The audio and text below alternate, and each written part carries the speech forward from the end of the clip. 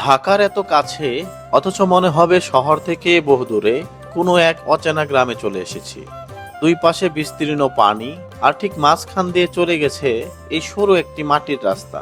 রাস্তার দুই পাশে নদীর পানি, বাতাসে গ্রামের গন্ধ। সত্যি বলতে এমন দৃশ্য আমি আগে কখনো দেখিনি। জায়গাটার নাম কন্ডা।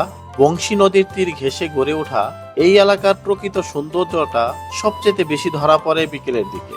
এখানে আসলে শুধু একটা জায়গা দেখতে আসা নয়, মনে হয় প্রকৃতির মাঝখানে কয়েক ঘন্টার জন্য নিজের শহরের জীবনটাকে ভুলে গেছেন। এই মাটির পথ ধরে মানুষ হাঁটে, কেউ নদীতে মাছ ধরে, আবার কেউ বা নৌকা নিয়ে চলে যায় নদীর ওই পারে। বিকেলের স্নিগ্ধ বাতাস, নৌকার ধীর গতি, আর চারপাশের নিস্তব্ধতা, সবকিছু মিলিয়ে কন্ডার সৌন্দর্যটা আসলে ক্যামেরায় যতটা ধরা যায়, সামনে দাঁড়িয়ে তার চেয়ে বহু বেশি সুন্দর।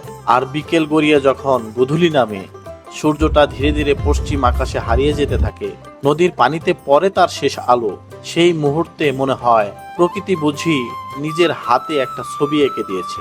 কন্ডার ইতিহাস শুধু পুরনো গল্প নয়, এই নদী, এই পথ, এই মানুষের জীবন আর প্রকৃতির সঙ্গে মিশে থাকা দৈনন্দিন দৃশ্যগুলোর মধ্যে তার আসল পরিচয়।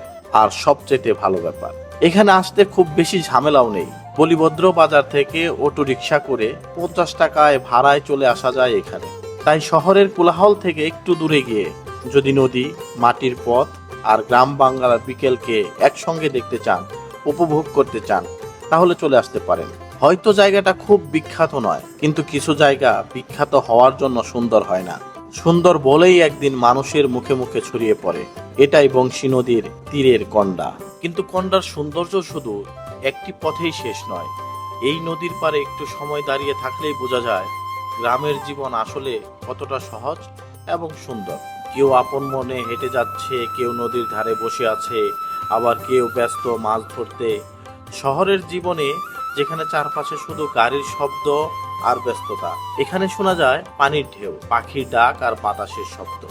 একজন জেলে হয়তো জানে না তার প্রতিদিনের এই সাধারণ মাছ ধরার দৃশ্যটাই দূর থেকে আসা একজন মানুষের কাছে কতটা অসাধারণ। নদীর বুক চিরে ধীরে ধীরে এগিয়ে যায় নৌকা, পেছনে পড়ে থাকে ঢেউয়ের ছোট ছোট রেখা, আর ক্যামেরা যখন একটু উপরে উঠে যায় তখন বোঝা যায় এই সরু মাটির পথটা যেন পানির মাঝখানে হারিয়ে যাওয়া কোনো ছবির রাস্তা।